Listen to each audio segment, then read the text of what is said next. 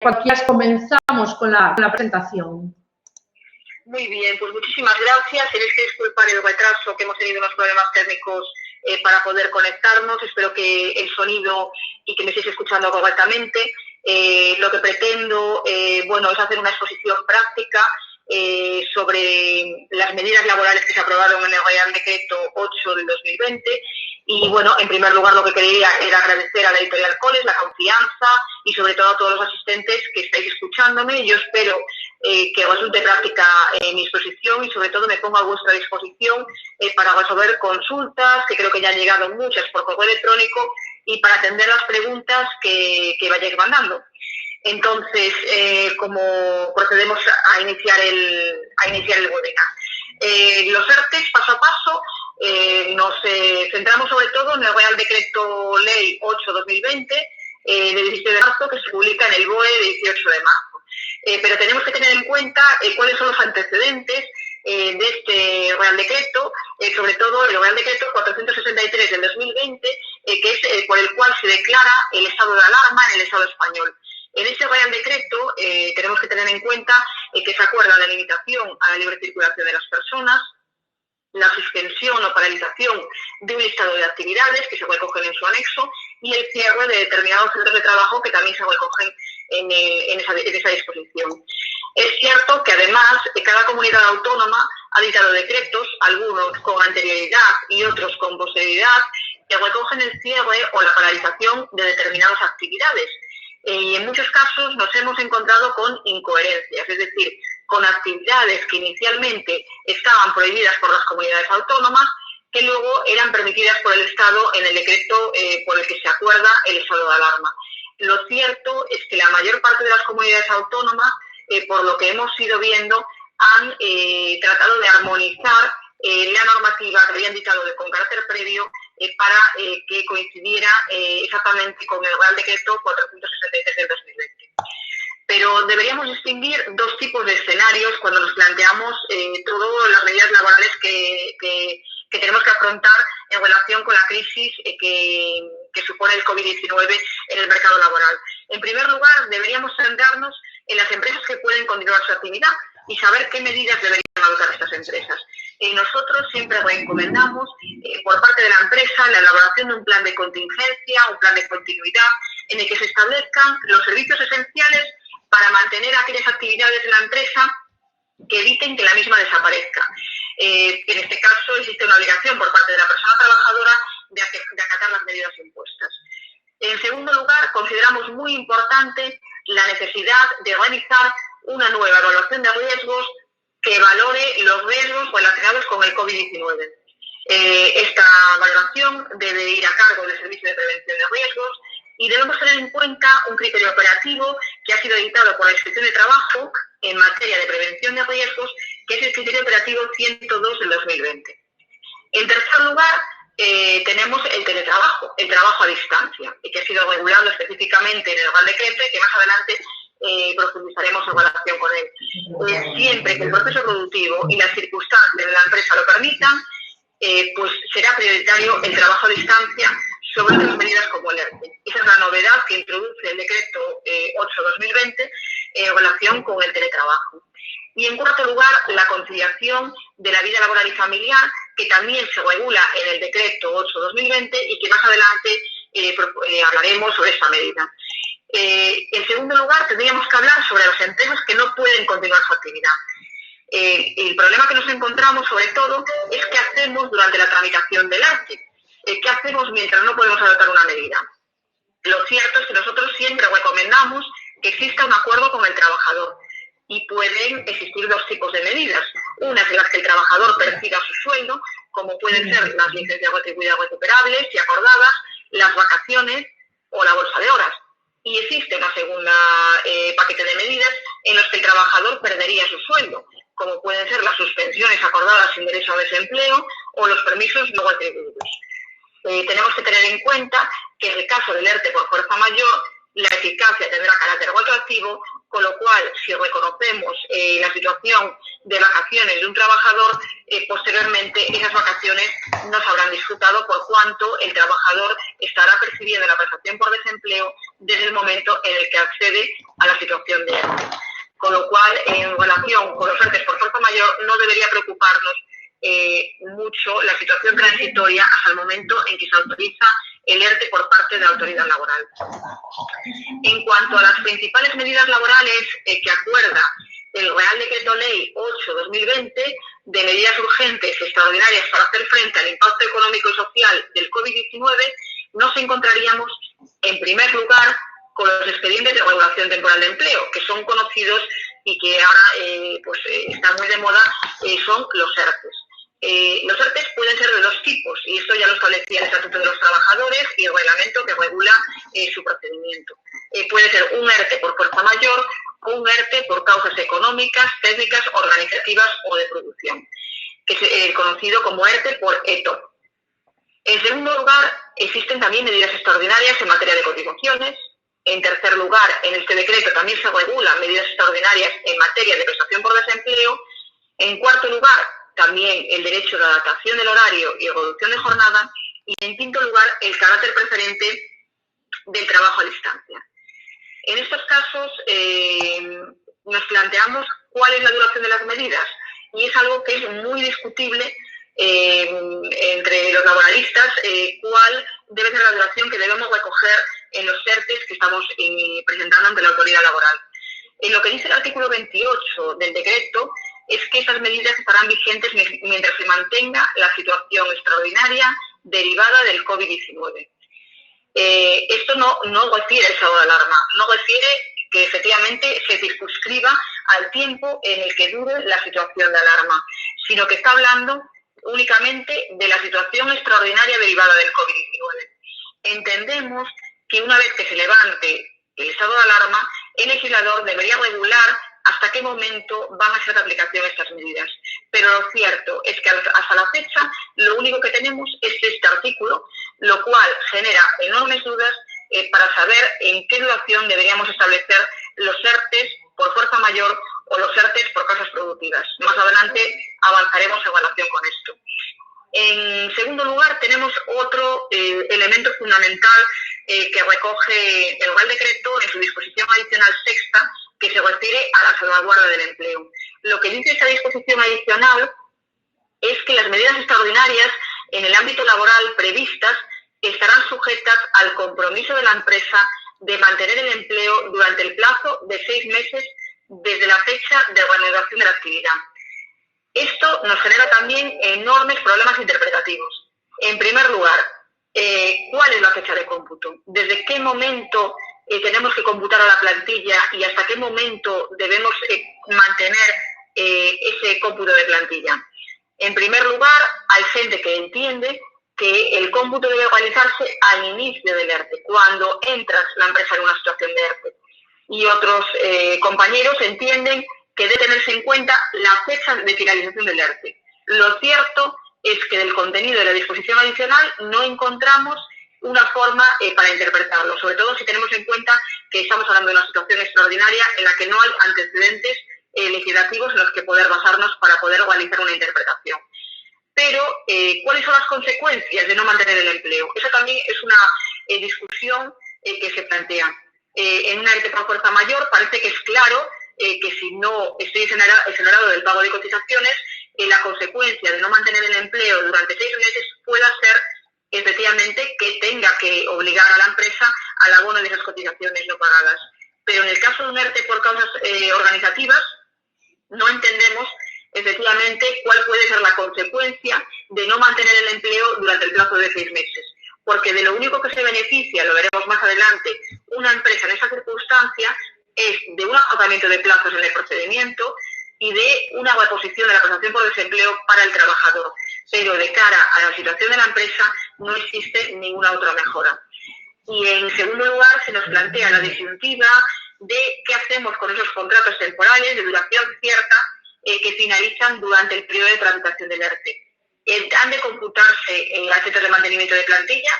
Yo entiendo, según mi criterio, que no deberían computarse, pero en todo caso es algo totalmente discutible por ahora porque no hay nada clarificado sobre el tema. Vamos a empezar entonces, si os parece, por los ERTE por fuerza mayor, que están regulados ya previamente en el Estatuto de los Trabajadores. En el artículo 45.1i en el artículo 47 y en el artículo 51 del Estatuto de los Trabajadores. Asimismo, están regulados en el reglamento, que es el 1483 del 2012, de 29 de octubre, que regula todas las medidas de carácter colectivo. En concreto, en los artículos 31 al 33. Y en el decreto 8/2020, el artículo 22 es el que se ocupa de definir los ERTE por fuerza mayor. Un ERTE, para que entendáis el procedimiento, es el al que dan de ajustarse las empresas cuando tengan que suspender de forma temporal la totalidad o parte de su actividad, con la consiguiente suspensión de los contratos de trabajo o la reducción temporal de la jornada de trabajo de las personas trabajadoras de la empresa. Al ser una medida temporal, la empresa no tendrá que abonar indemnización alguna a las personas afectadas, sin perjuicio, por supuesto, del derecho que tienen estas a percibir la prestación por desempleo. Durante el ERTE no se da de baja al trabajador en la Seguridad Social, ya que sigue de alta con independencia de que la empresa pueda estar exonerada del pago de cotizaciones a la Seguridad Social en el caso, como digo, del ERTE por fuerza mayor. El artículo 51.7 del Estatuto de los Trabajadores es el que regulaba cómo era el procedimiento de fuerza mayor, que la fuerza mayor en todo caso tiene que ser constatada por la autoridad laboral, que el procedimiento se inicia a solicitud de la empresa con los medios de prueba y comunicación simultánea a la representación legal de los trabajadores y que la resolución se dictará en el plazo de 5 días desde la solicitud, previas las actuaciones e informes indispensables, y deberá limitarse a constatar la existencia de fuerza mayor. Los efectos de la fecha del hecho causante son los efectos retroactivos, es decir, que los efectos del ERTE van a ser los efectos de la fecha del hecho causante de la fuerza mayor. Y tras la autorización, la empresa dará traslado de la decisión a la representación legal de los trabajadores. En cuanto a los ERTE derivados de la situación del COVID-19, nos encontramos el artículo 22, que recoge una definición de lo que podemos incluir como fuerza mayor. Y ese artículo ha sido objeto de miles de interpretaciones y muchos estudios. Pero textualmente lo que viene a decir es que las suspensiones de contrato y reducciones de jornada que tengan su causa directa en pérdidas de actividad como consecuencia del COVID-19, incluida la declaración del estado de alarma que impliquen suspensión o cancelación de actividades, cierre temporal de locales de afluencia pública, restricciones en el transporte público y en general de la movilidad de las personas y las mercancías, falta de suministros que impidan gravemente continuar con el desarrollo ordinario de la actividad, o bien en situaciones urgentes y extraordinarias debidas al contagio de la plantilla o la adopción de medidas de aislamiento preventivo decretadas por la autoridad sanitaria que queden debidamente acreditados. Para mí es muy importante recalcar esto último que os estoy diciendo, y es la necesidad de que las situaciones siempre queden debidamente acreditadas, ¿vale? Es muy importante a la hora de tener en cuenta efectivamente qué documentación vamos a tener que aportar cuando iniciemos todo el procedimiento del ERTE. ¿Qué es lo que está incluido entonces en este concepto de fuerza mayor? Podríamos decir que suspensión o cancelación de actividades, como pueden ser eventos, bodas, actividades deportivas, centros educativos, todas las actividades que están recogidas en la normativa, ya sea el propio Real Decreto 463 del 2020 o bien normativa autonómica que se haya dictado al respecto. Cierre temporal de locales de afluencia pública, como pueden ser hostelería, comercio minorista, como los ejemplos que son quizás más evidentes. Pero cuando nos habla de cierre temporal de locales de afluencia pública, ¿podríamos decir que podemos cerrar un local por falta de afluencia del público? Porque tenemos problemas para seguir con nuestra actividad, porque existen unas restricciones a la libertad de circulación. Desde mi punto de vista, si está bien anulado la memoria, creo que podríamos presentar el ERTE por fuerza mayor si justificamos que estas restricciones impuestas por el estado de alarma anudan en la imposibilidad de continuar la actividad en el negocio.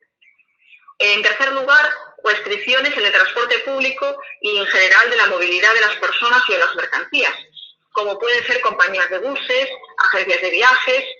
En cuarto lugar, la falta de suministro que impida gravemente continuar con el desarrollo ordinario de la actividad.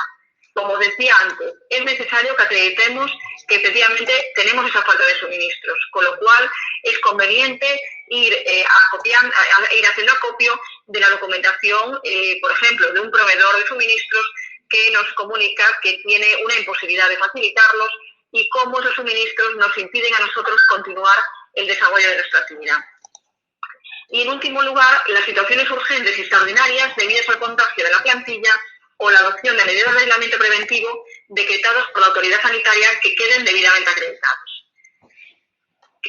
A mayores, todas las actividades recogidas en el Real Decreto 463 de 2020, como os decía, y es muy importante que tengamos en cuenta que ese Real Decreto, como hemos visto, el legislador casi de forma diaria va modificando y aprobando normativas en relación con la materia del COVID-19, porque ha habido una modificación de ese Real Decreto 465 del 2020, que popularmente se hizo conocido por excluir como actividad esencial la peluquería, pero que ha de darnos lugar a una lectura sosegada del mismo, porque amplía el concepto de fuerza mayor a cualquier establecimiento que, a juicio de la autoridad competente, pueda suponer un riesgo de contagio por las condiciones en que se esté desarrollando la actividad. Es por ello que a lo mejor por aquí también podríamos introducir la posibilidad de presentar un ERTE por fuerza mayor en alguna actividad cuando exista algún riesgo de contagio. Bueno, y por supuesto, todas las actividades paralizadas por decretos autonómicos estarían incluidos en la posibilidad de interponer un ERTE por fuerza mayor. Lo que es como al final, interpretación flexible o restrictiva por parte de la autoridad laboral es lo primero que deberíamos saber. Es cierto que el Ministerio de Trabajo inicialmente editó unas instrucciones que parecían muy flexibles a la presentación de ERTEs por fuerza mayor. Posteriormente las modificó, pero también hemos de tener en cuenta que en muchos casos es una competencia transferida a las comunidades autónomas y que dependeremos del criterio que cada comunidad autónoma se adopte al respecto. En cuanto al procedimiento para la suspensión de contratos y reducción de jornada por causa de fuerza mayor, en primer lugar tenemos que tener en cuenta la competencia, en dónde debemos presentar ese expediente de regulación temporal de empleo.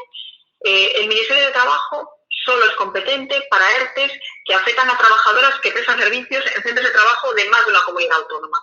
Cuando el ERTE afecte a trabajadores que prestan servicios en centros de trabajo de más de una comunidad autónoma, si al menos el 85% de los trabajadores de la plantilla total pertenece a centros y sitios en una comunidad autónoma y hay afectados en esa comunidad autónoma, esta es la competente para la tramitación del ERTE.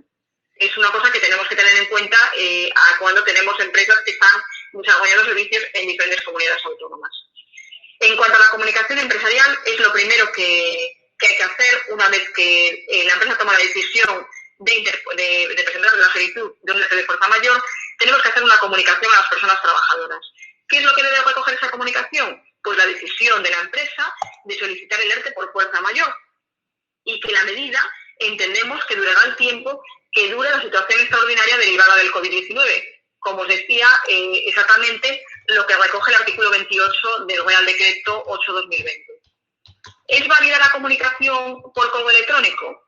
Entendemos que sí que es válida la comunicación por correo electrónico, por otros medios como Burofax o WhatsApp también, porque dado el estado de confinamiento en el que se encuentra la población, no se puede obligar al trabajador a hacer desplazamientos para celebrar asambleas o para firmar comunicaciones por parte de la empresa. Incluso en unas últimas instrucciones dictadas por el Ministerio de Trabajo se recoge que no es necesario el acuse de recibo por parte ni que firme el trabajador, simplemente con la comunicación ya sería suficiente como para acreditar que se ha cumplido ese requisito. En el caso de que contemos con representación legal de los trabajadores, no solo tenemos que hacerle esa comunicación, sino que tendríamos que trasladarle ese informe o memoria que hemos preparado, en el que recoge la pérdida de actividad y toda la documentación acreditativa de la misma. ¿Qué tiene el procedimiento de ERTE por fuerza mayor? Que no requiere negociación con la representación legal de los trabajadores, con lo cual es un procedimiento en el que no hay periodo de consultas y es un procedimiento, por tanto, muy sencillo de resolver. Se hace la comunicación y posteriormente se presenta de forma telemática la solicitud ante la autoridad laboral, pero sin la celebración de ningún periodo de consultas. Como decía, el procedimiento se presenta de forma telemática en la página de la consejería de cada comunidad autónoma. ¿Qué debemos acompañar a esta presentación? Primero, la solicitud de la empresa. En segundo lugar, el informe relativo a la vinculación de la pérdida de actividad como consecuencia del COVID-19. En tercer lugar, documentación acreditativa de la actividad de la empresa, que puede ser a través de CNAE, inscripción en el registro mercantil, el CIF, estatutos de la sociedad. En cuarto lugar, documentación acreditativa de la paralización de la actividad de la empresa. Como decíamos, pues si tenemos un correo electrónico en el que un proveedor nos impide, no nos sirve suministros, pues ese correo electrónico. Si tenemos una comunicación de una operadora con la que trabajamos diciendo que está prohibida la portabilidad y que van a dejar de operar con nosotros, ese correo electrónico, esa comunicación. Entonces sí que sería conveniente aportar documentación que acredite efectivamente la paralización de la actividad. La comunicación también de la intención de organizar el ERTE a las personas trabajadoras, como decía anteriormente, esta comunicación también tenemos que presentarla. Y la comunicación de la intención de organizar el ERTE a la OADT y el traslado del informe de pérdida de actividad y de documentación acreditativa. Y por último, el listado de las personas trabajadoras. En cuanto al contenido de la memoria, el contenido de la memoria debe recoger la fecha de efectos de la memoria.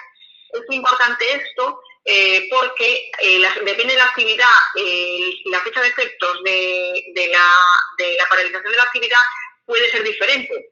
Hay actividades que han sido cerradas por el Real Decreto de 14 de marzo, otras actividades han sido paralizadas con carácter previo por algún decreto autonómico y hay incluso actividades que fueron permitidas en el decreto de 14 de marzo, pero que posteriormente, como por ejemplo el caso de las peluquerías o el caso de los hoteles, que tienen unas resoluciones posteriores en las que se acuerda la paralización de la actividad. Por tanto, es necesario referir la fecha en la que la empresa paraliza la actividad.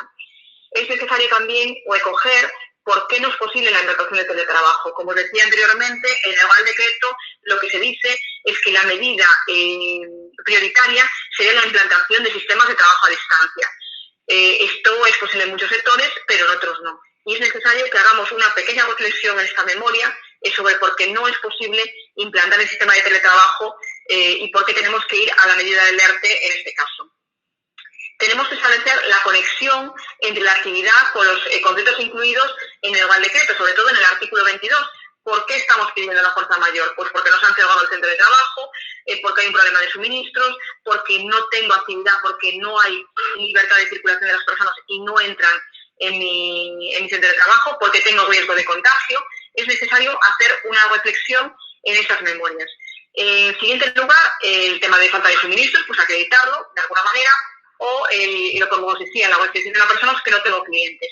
En la memoria también deberíamos hacer, si no hay un cierre total y una paralización de la actividad, deberíamos establecer un calendario. Si tenemos en la empresa unos servicios mínimos que deben continuar prestándose, debemos hacer un calendario en el que recojamos qué personas van a prestar servicios durante qué tiempo determinado. Posteriormente lo que hay es la autorización. La autoridad laboral verificará la existencia de fuerza mayor como causa motivadora de suspensión de los contratos o de la reducción de la jornada solicitada y dictará la resolución declarativa de la existencia no de fuerza mayor en el plazo de 5 días desde la presentación. De esta forma, una vez que hay una autorización y que se verifique la existencia de fuerza mayor, habrá que comunicar individualmente al trabajador y a la representación legal de los trabajadores si la empresa cuenta con ella, la comunicación a la tesorería y la comunicación al SEPE de qué trabajadores van a pasar a la situación de desempleo. ¿Qué supone para la empresa un ERTE por fuerza mayor? Bueno, en primer lugar, los efectos sobre los contratos es la suspensión de contratos o reducción de jornada del 10% al 70% de la jornada. Es posible recoger las dos medidas. No es incompatible que en un ERTE recojamos, por un lado, la suspensión de contratos y la reducción de jornada de ciertos trabajadores. Se puede acumular en un mismo ERTE la suspensión y la reducción de jornada. Los efectos sobre las cotizaciones sociales, en el caso del ERTE por fuerza mayor, y esa es la medida principal que recoge el decreto 8/2020, es la exoneración de cotizaciones que tiene dos rangos. En empresas de menos de 50 trabajadores, la exoneración va a llegar al 100% de las aportaciones empresariales previstas en el artículo 273.2 de la Ley General de la Seguridad Social, así como el relativo a las cuotas por conceptos de recaudación conjunta.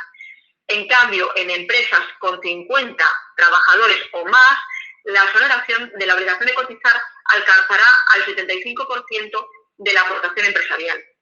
Y la exoneración de cuotas se aplicará por la tesorería a instancia de la empresa. ¿Qué supone además para la empresa un ERTE por fuerza mayor? Bueno, sobre los salarios, que no se pagan contribuciones, salvo en caso de reducción de jornada, que por supuesto habrá que pagar en función de la jornada efectivamente trabajada por la persona trabajadora. Y en cuanto a las vacaciones, durante el tiempo del ERTE no se devengan vacaciones. Es algo que tenemos que tener en cuenta al efectos de elaboración de las nóminas. En cuanto a la duración del ERTE por fuerza mayor, como os decía ya anteriormente, el artículo 28 establece que la duración será la de las medidas extraordinarias adoptadas como consecuencia del COVID-19. Y esto nos genera enormes dudas en el ERTE por fuerza mayor, no tantas como en el ERTE por causas productivas, pero lo hablaremos posteriormente. Sí que debemos asociar entonces que el ERTE por fuerza mayor tenga la duración que recoge el artículo 28 del Real Decreto.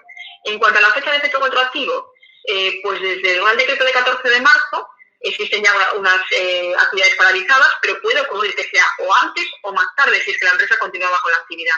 Por eso es necesario poner en consideración y poner en la memoria la fecha que debe tener efectos en el ERTE, que también no tiene por qué existir ser la misma para los diferentes trabajadores. Puede ocurrir que una actividad esté paralizada desde una fecha y que otra actividad que realiza la empresa esté paralizada desde otra fecha posterior. Por tanto, pueden existir trabajadores con fechas distintas de entrada en el ERTE por fuerza mayor.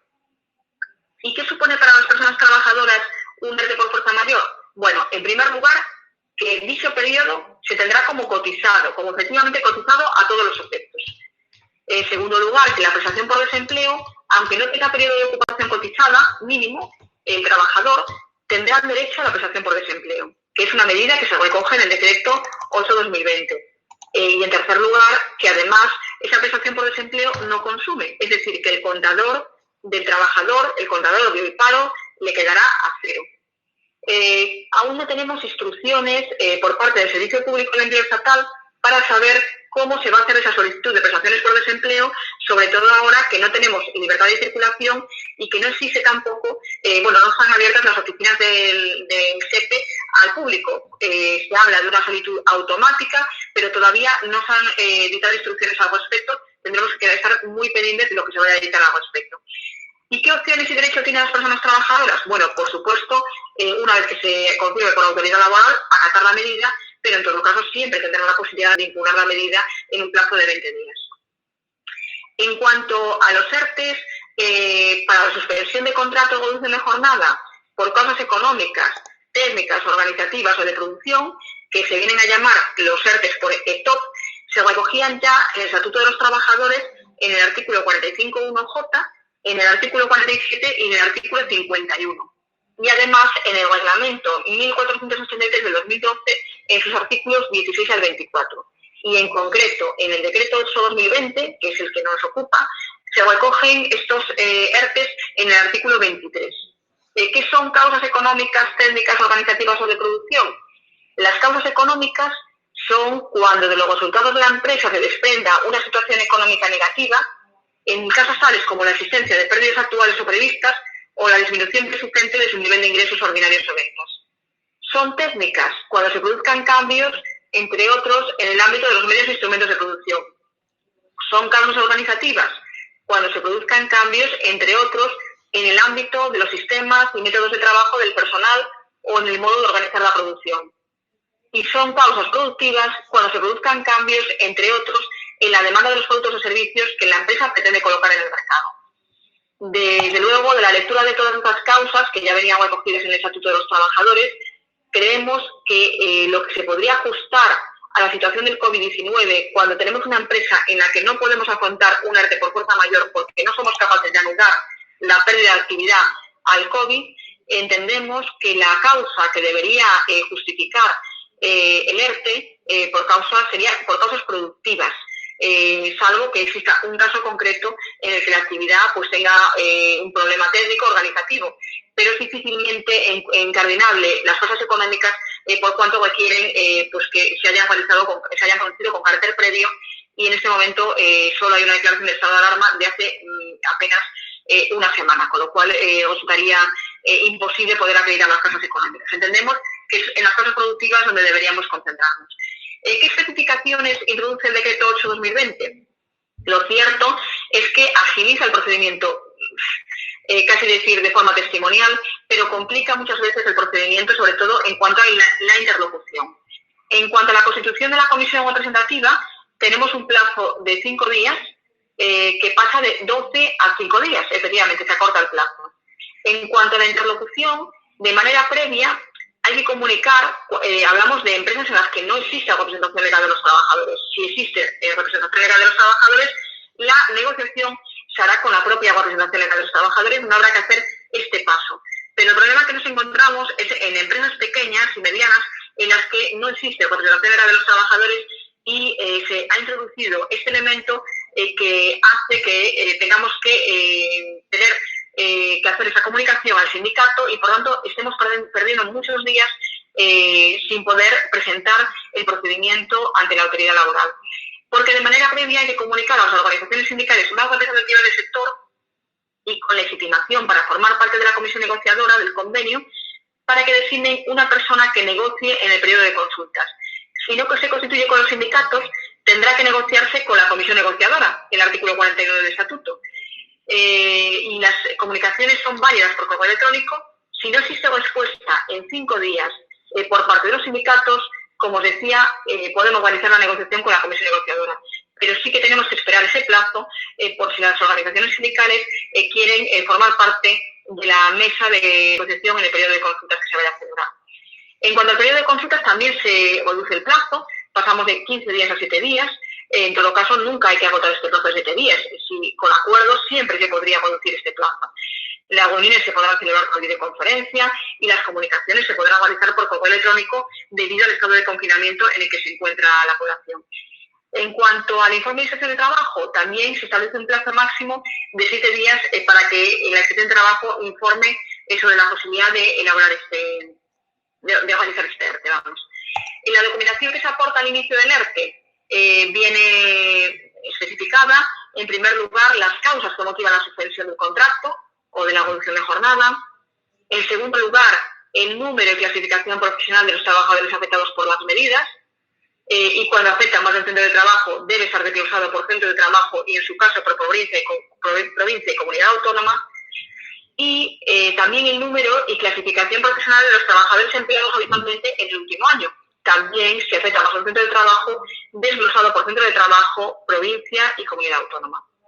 Debemos concretar al detalle las medidas de suspensión de contratos o reducción de jornada que proponemos. Y debemos recoger los criterios que tenemos en cuenta para la designación de los trabajadores afectados por las medidas de suspensión de contrato o reducción de jornada. Además, debemos recoger también la copia de la comunicación dirigida a los trabajadores o a sus representantes por la dirección de la empresa de la intención de iniciar este procedimiento. Y los representantes de los trabajadores que integrarán la comisión negociadora o, en su caso, a falta de esta, que esta no se ha constituido en los plazos legales. Y además, a solicitud a la representación legal de los trabajadores, el informe es exigido en el artículo 64.5 del Estatuto de los Trabajadores. ¿Qué documentación tenemos que aportar al final del proceso? Una vez transcurrido el periodo de consultas, en el que se debe celebrar con la exigencia de buena fe por ambas partes, tenemos la posibilidad de que el mismo acabe con un acuerdo o sin acuerdo. Por tanto, lo que tendremos que presentar al final es el acta del acuerdo alcanzado o bien el acta de la finalización del procedimiento sin acuerdo y todas las actas del periodo de consultas celebradas firmadas por los asistentes. Insisto, la firma no requiere que sea una firma manuscrita, sino que es válida una firma digital o incluso escaneada y remitida de forma telemática. Además, la autoridad laboral lo que necesita saber es que en esas actas o de una forma anexa conste un calendario con los días concretos de suspensión o reducción individualizados por cada uno de los trabajadores afectados. A la finalización del periodo de consultas, el empresario comunicará a la autoridad laboral competente el resultado del mismo. Comunicará a la representación legal de los trabajadores y a la autoridad laboral la decisión sobre la suspensión o reducción y con un plazo máximo de 15 días desde la fecha de la última reunión celebrada en el periodo de consultas para comunicar a la autoridad laboral la finalización del periodo de consultas. El empresario, una vez resuelto el procedimiento, tiene que realizar las comunicaciones individuales a los trabajadores afectados por la medida. Sobre la duración del ERTE ETOP, que le llamamos, que es el ERTE por causas económicas, técnicas, organizativas o productivas, como os decía, el artículo 28 habla de que la duración será la de las medidas extraordinarias adoptadas como consecuencia del COVID-19. Aunque no sabemos qué supone efectivamente el incumplimiento de este plazo, lo cierto es que creo que debemos estar a la actividad de cada uno de nuestros clientes para valorar si efectivamente debe ceñirse el plazo a la situación de estado de alarma, es decir, si hay un local de hostelería o otro tipo de negocio que una vez que se pueda abrir va a comenzar a realizar la actividad al mismo día siguiente, o actividades que requieren de un periodo más prolongado para poder recuperar la actividad. Creo que tenemos que estar al caso concreto y que la autoridad laboral valorará que anudemos el plazo que pongamos con relación con la actividad de la empresa a la que nos estemos refiriendo. Lo cierto es que no tiene fecha de efectos retroactivos. Esto es muy importante sobre todo porque si intentamos un ERTE por fuerza mayor y la autoridad laboral lo deniega, cuando presentemos el ERTE por causas productivas hemos perdido ya unos días de tramitación del ERTE, de forma que es muy importante que tengamos en cuenta que no tiene efectos retroactivos. Y también es necesario determinar en la memoria desde qué fecha debe aplicar sus efectos, porque pueden existir trabajadores que tengan fechas distintas de aplicación del ERTE. En cuanto a qué supone para las empresas un ERTE por causas económicas, técnicas, organizativas o de producción, bueno, como decía, los efectos sobre los contratos, la suspensión o reducción de jornada, y los efectos sobre la cotización es que no existe exoneración de cotizaciones, y esto lo diferencia del ERTE por fuerza mayor. Además, no se deben a contribuciones, salvo en el caso de reducción de jornada, como ya decíamos anteriormente. ¿Y qué supone para los trabajadores el ERTE por estas causas? Pues en este caso, sí que la medida que se aplica para el ERTE por fuerza mayor se aplica también para el ERTE por ETOP. Es decir, que no se requiere un periodo de ocupación mínimo cotizado para que el trabajador pueda hacer la prestación por desempleo, que no se computa este periodo como desempleo, por lo que el contador del paro le queda al trabajador a cero. ¿Qué opciones y derechos tienen las personas trabajadoras? Bueno, la obligación de acatar la medida por un lado y la posibilidad de impugnar la medida, por supuesto, en el plazo de 20 días.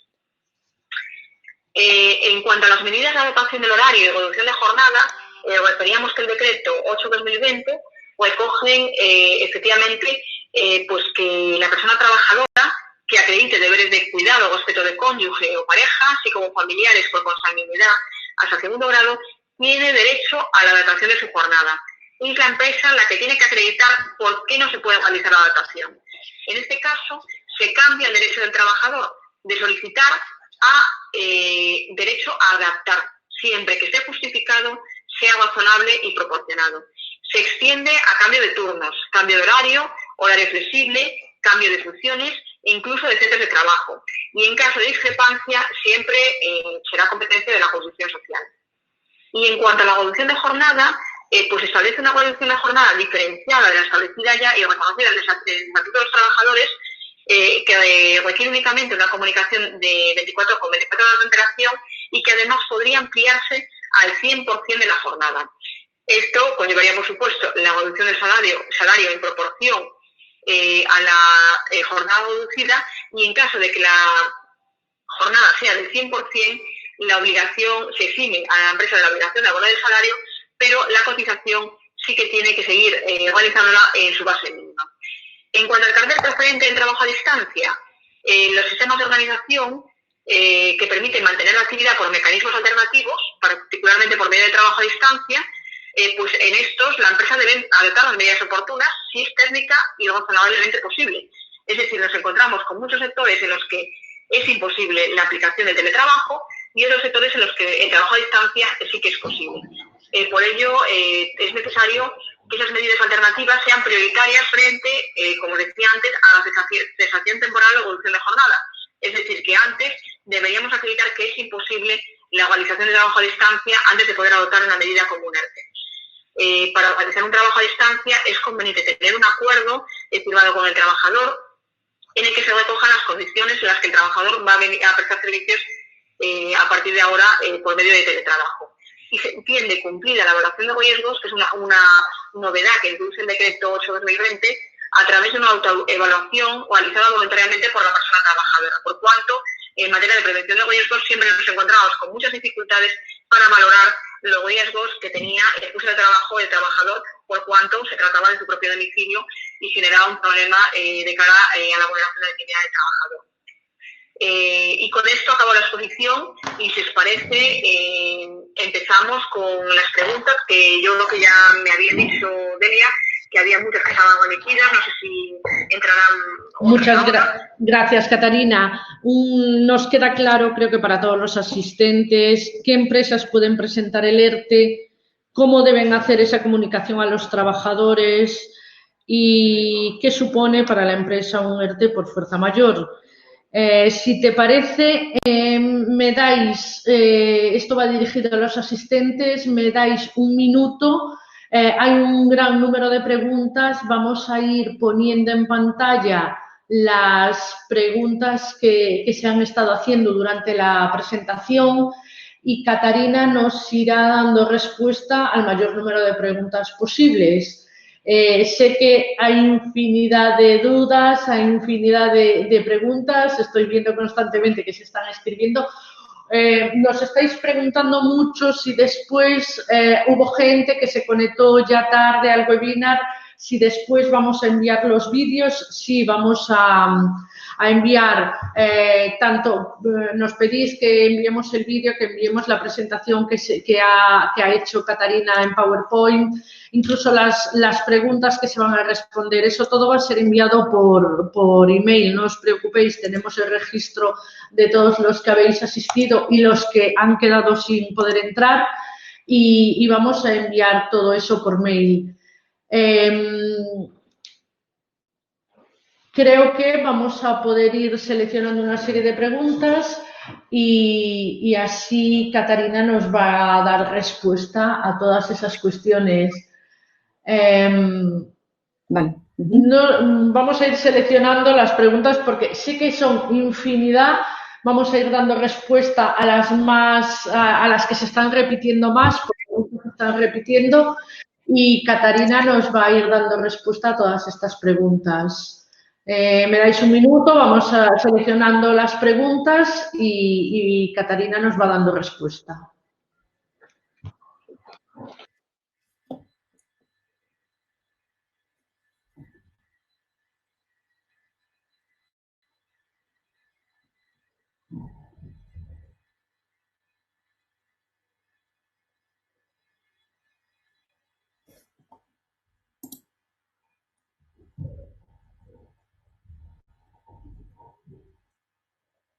Por favor, no dejad. Vamos a, si podéis un momento dejar de enviarnos preguntas, vamos a ir seleccionando de las que ya nos estuvisteis enviando durante la presentación y vamos seleccionando una serie de preguntas. Por favor, parad con las preguntas y vamos dando respuesta a las que ya se han hecho.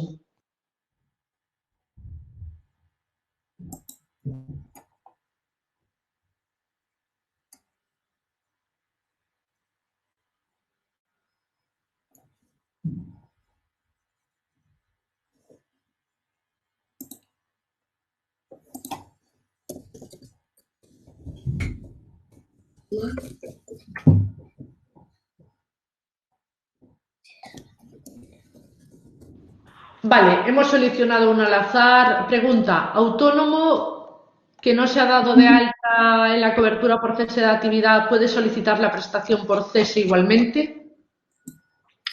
Autónomo que no se ha dado de alta, disculpa, Delia. Vale, autónomo que no se ha dado de alta en la cobertura por cese de actividad puede solicitar la prestación por cese igualmente. Sí, no es necesario darse de baja en la actividad para poder solicitar la prestación. No está incluido en el decreto 8/2020, efectivamente, que sea necesario comunicar el cese de actividad. Vale, vamos a seleccionar otra de las preguntas que nos están haciendo.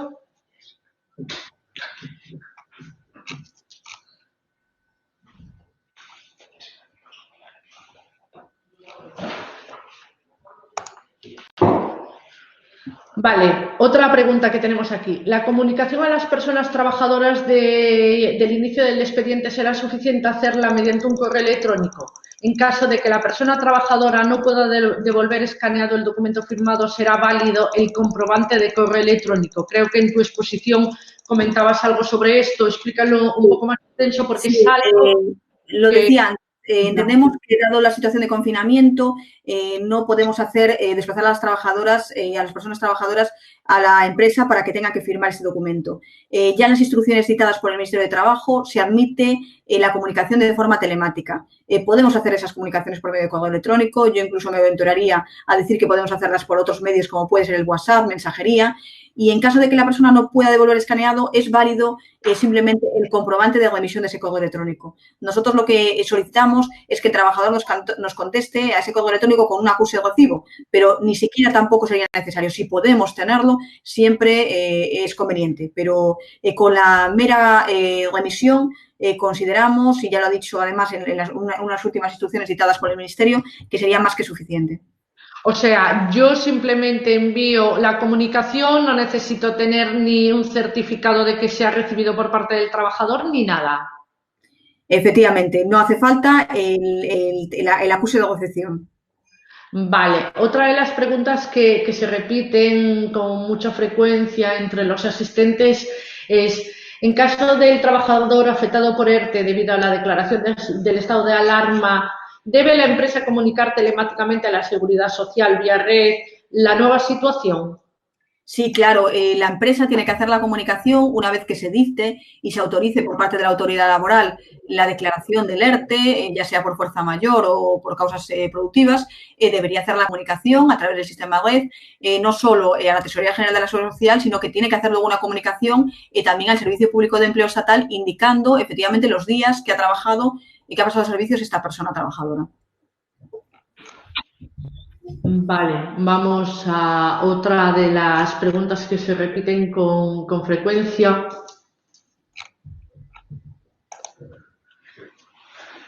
¿Cuáles son las diferencias entre un ERE ordinario y los ERTEs especiales ante esta situación de COVID-19? Todos estábamos acostumbrados hasta este momento a hablar de ERE en una empresa, ahora ya hablamos de un ERTE por esta situación especial. Coméntanos un poco las diferencias. Mira, entiendo que la pregunta se quiere referir a un ERTE ordinario y los ERTEs especiales ante la situación del COVID-19, porque un ERE es un despido, una medida definitiva, y un ERTE es una medida temporal, ¿vale? Entonces, el ERTE ordinario y el ERTE especial, la modificación la introduce el Real Decreto 8/2020 y es únicamente una agilización de procesos, o sea, que el proceso se acorta y se modifican algunas cosas, como puede ser la interlocución en el caso del ERTE por causas productivas, y, en segundo lugar, la exoneración del pago de cotizaciones, que es algo muy importante que aprueba el Real Decreto 8/2020, que no existía hasta ahora, pero que solo es para el caso de ERTEs por fuerza mayor, y luego todo lo relativo a las medidas en materia de prestación por desempleo de cara al trabajador. Esas son las diferencias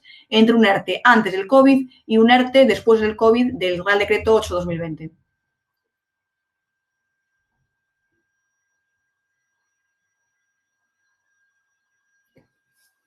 Me preguntan, empresa de hostelería que tiene una trabajadora que solicita a principios de marzo la prestación a la mutua de cuidado de menor con cáncer y solicitó a la empresa la reducción de jornada del 99,99%.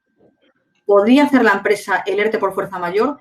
Una trabajadora en situación de reducción de jornada puede formar parte del ERTE por fuerza mayor. No existe ninguna dificultad. Lo que a mí me llama la atención es la reducción de jornada de un porcentaje tan elevado, porque no se ajusta a los términos del Estatuto de los Trabajadores. Esto solo podríamos pedirlo en base a precisamente al Real Decreto 8/2020, que permite una reducción de jornada que alcance el 100%. Hasta ahora esa reducción de jornada, me parece, ese porcentaje de reducción de jornada es excesivo. Vale, vamos a buscar otra de las preguntas que se han repetido constantemente. Un trabajador temporal que incluyas en el ERTE también tiene que mantener el empleo 6 meses después. aunque venza antes el contrato. Hablábamos en estos casos de que las empresas que tramiten un ERTE tienen la obligación de mantener a esos trabajadores durante 6 meses. Si vence el contrato antes, ¿qué ocurre? Pues precisamente eso es lo que os estaba comentando cuando comentaba la cláusula que recoge la disposición adicional sexta sobre la salvaguarda de empleo y el mantenimiento, ese compromiso de mantener el empleo. En primer lugar, no sabemos cómo se va a computar. Si se va a computar desde el inicio del ERTE, y en este caso parece que ese trabajador temporal formaría parte de la plantilla, o si se va a computar a la finalización del ERTE. Y en este caso, si el trabajador se finaliza el contrato temporal en medio, no empezaría a computar a efectos de mantenimiento de plantilla. Desconocemos cómo lo va a aplicar el legislador y existen además múltiples opiniones entre los especialistas en derecho laboral.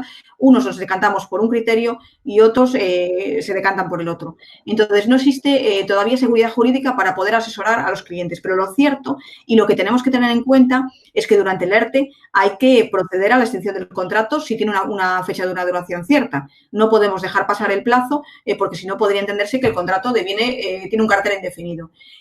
Nosotros tenemos la esperanza de que cuando salgamos del estado de alarma se apruebe una regulación que venga a concretar y a detallar cómo deberíamos hacer este cómputo. Vale, otra de las preguntas que nos hacen, ¿los autónomos societarios tienen derecho a una ayuda de prestación por desempleo por el Real Decreto 8/2020 del 17 de marzo? ¿Cómo se justificaría en caso afirmativo? Bueno, lo que hace referencia a la norma, que ya lo decía anteriormente, no es que el trabajador, el autónomo, haya cesado su actividad, sino que su actividad quede suspendida en virtud de lo previsto en el Real Decreto y además solo a partir de esta fecha, a partir del Real Decreto. O en otro caso, que la facturación en el mes anterior al que solicita la prestación se vea reducida. ¿Cómo podemos justificar que se queda suspendida la actividad? En primer lugar, pues que acreditando la actividad que realiza este autónomo y que tiene relación con las actividades que han sido paralizadas o cesadas como consecuencia de los decretos que se hayan publicado. Bien, vamos a buscar otra de las preguntas que nos están haciendo.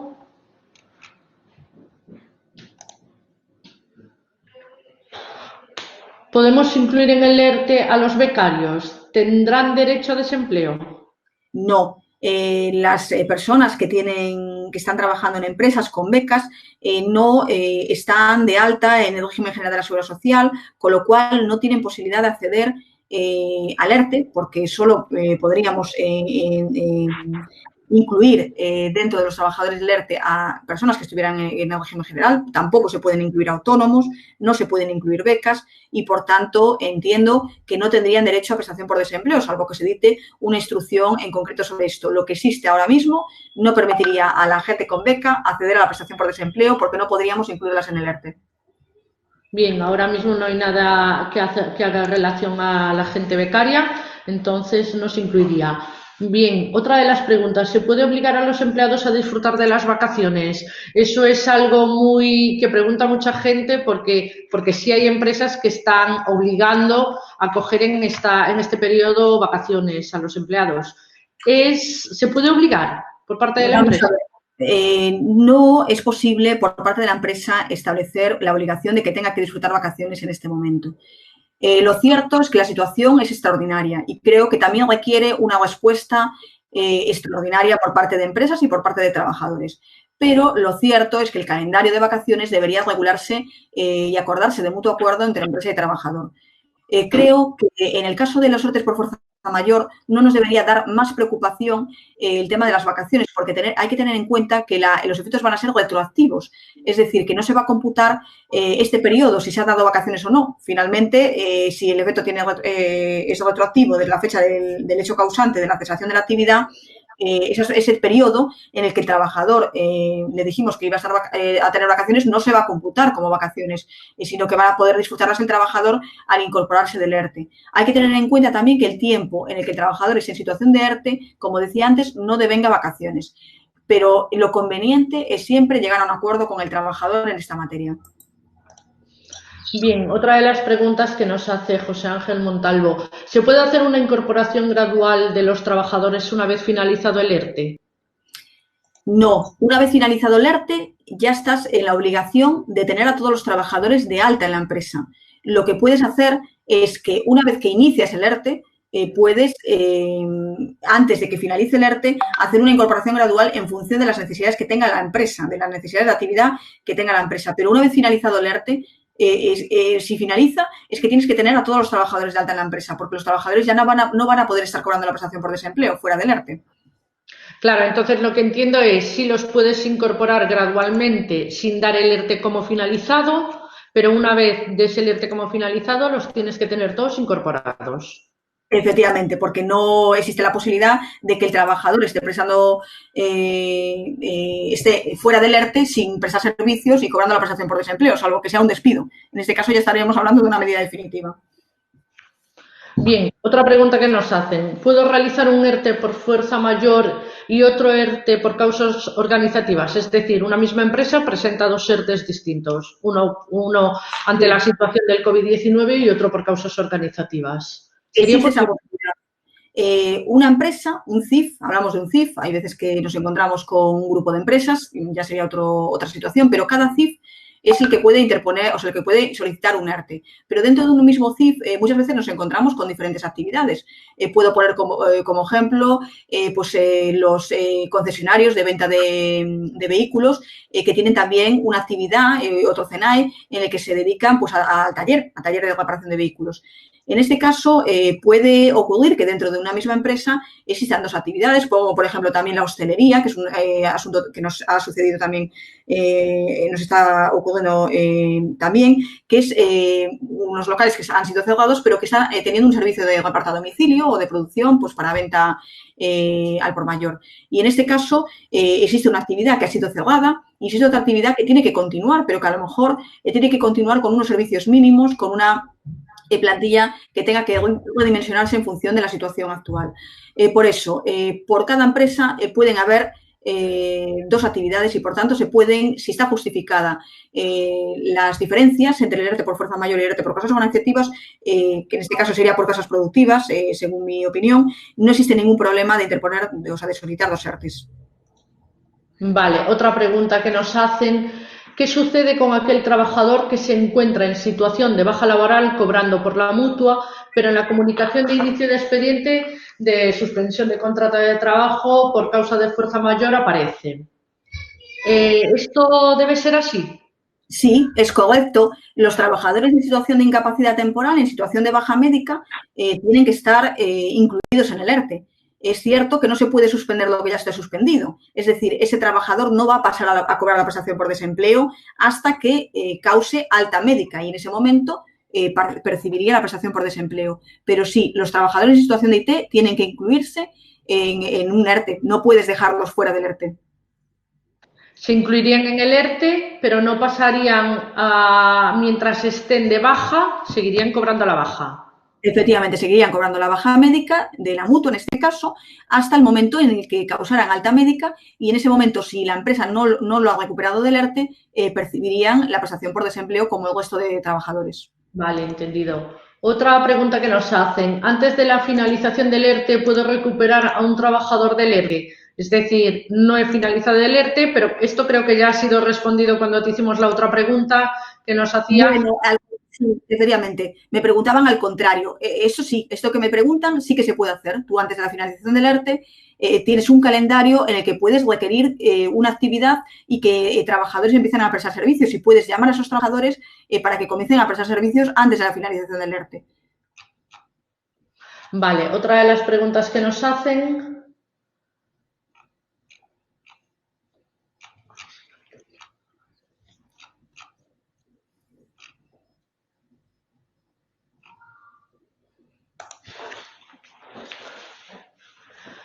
¿Qué comunicaciones hay que hacer al SEPE y a la Inspección de Trabajo?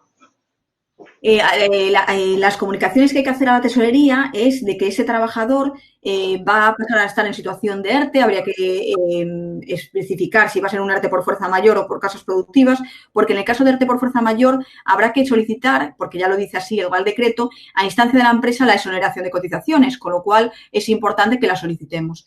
Y al SEPE tenemos que informar de los trabajadores que van a empezar a cobrar prestaciones por desempleo. En muchos casos hay trabajadores que prestan servicios durante unos días al mes y otros no, con lo cual siempre a finales de mes es necesario hacer la comunicación al SEPE de qué trabajadores y durante cuántos días han estado prestando servicios para la empresa para que puedan cobrar la prestación por desempleo durante los días que no han estado prestando servicios para la empresa. Vale. Otra de las preguntas que nos hacen es ¿qué pasa con los trabajadores de ETT? Esas empresas que tienen trabajadores que son a través de una ETT, ¿qué pasa con ellos? Los trabajadores de ETT no son trabajadores de la empresa. Una empresa de trabajo temporal se constituye legalmente, tiene sus trabajadores, se prestan servicios, existe una puesta a disposición del trabajador, no existe, salvo que exista un supuesto de cesión ilegal que tendría que ser declarado judicialmente, es un trabajador que no forma parte de la empresa. Lo normal es que todos los contratos de puesta a disposición con las ETTs se resuelvan, se extingan esas relaciones laborales. Lo que no tendría sentido, desde luego no pasaría por una inspección de trabajo, es que la empresa suspenda todos los contratos de trabajo y mantenga a trabajadores prestando servicios a través de la ETT. O sea, primero tienes que resolver los contratos con la ETT y luego dimensionar tu plantilla y ver qué necesidades tienes. Vale. Si hay trabajadores con contratos temporales y se finaliza el contrato, ¿se entiende cumplido el mantenimiento de empleo de la disposición adicional sexta? Bueno, pues yo creo que lo resolví antes, no lo sabemos, porque no hay todavía una interpretación de disposición adicional sexta del Real Decreto Ley 8/2020 y ahora mismo no tenemos elementos para poder definirlo y tener una seguridad jurídica. Vale, otra de las preguntas que nos hace Noelia, en este caso, en un ERTE por fuerza mayor por causas de falta de suministros, ¿debo de incluir a todos los trabajadores o puedo incluir solo a algunos? En un ERTE por fuerza mayor no es necesario incluir a toda la plantilla, no tiene que haber una cesación de actividad. Puede ocurrir que en un ERTE por fuerza mayor haya trabajadores que sigan prestando servicios. Nuestra opinión es la de incluir siempre a todos los trabajadores de la plantilla para luego decidir a lo largo del tiempo qué trabajadores necesitas y qué trabajadores no necesitas y establecer un calendario, porque puede ocurrir que dentro de un mes la situación aboque a una cesación de actividad y en este caso tendrías que volver a interponer un segundo ERTE para poder incluir a ese trabajador que no has incluido inicialmente. Pero en todo caso, siempre puedes incluir a algunos trabajadores y a otros no. Vale, vamos a seleccionar dos preguntas más y damos por terminada esta ronda de preguntas. ¿El plazo de duración debe quedar limitado al tiempo del estado de alarma o es posible poner un plazo superior? Pues eso lo refería en el artículo 28 del decreto, recoge que el plazo de duración está limitado a las medidas extraordinarias derivadas del COVID-19. ¿Qué interpretación debemos hacer de esto? No lo sabemos. En principio, el ERTE por fuerza mayor trae su causa directa en la situación del COVID-19 y yo entiendo que debería ser limitado en el tiempo efectivamente a que exista una situación extraordinaria derivada del COVID-19. Por tanto, no tanto al estado de alarma, que no se refiere al estado de alarma o al decreto, se refiere a las medidas extraordinarias. El ERTE por fuerza mayor entiendo que debe limitarse en el tiempo a esa situación. El ERTE por causas productivas es mucho más discutible y ahí ya hay un montón de estudios sobre la materia, unos que plantean que debe existir un plazo de duración determinado que se acuerde en el periodo de consultas, en la comisión negociadora que es soberana para decidir sobre ese tema y tampoco sabemos muy bien qué puede suponer un incumplimiento de esta situación. Entonces, por ahora no tenemos mucha idea de cómo lo van a resolver y cómo lo va a interpretar la autoridad laboral. Vale, y creo que ya como última pregunta estuvimos hablando de cómo presentar el ERTE, qué trabajadores podríamos añadir en ese ERTE. ¿Qué pasa si nos deniegan el ERTE? Pues el ERTE puede ser presentado por fuerza mayor. Si lo deniegan porque tú has forzado un poco la fuerza mayor en la memoria que has presentado, podrás presentar un ERTE por causas productivas. No te impide para nada presentar a continuación un ERTE por causas productivas para cesar en la actividad de la empresa. Pero si a lo mejor la pregunta va cuando has presentado un ERTE por fuerza mayor y te lo deniegan y lo quieres impugnar.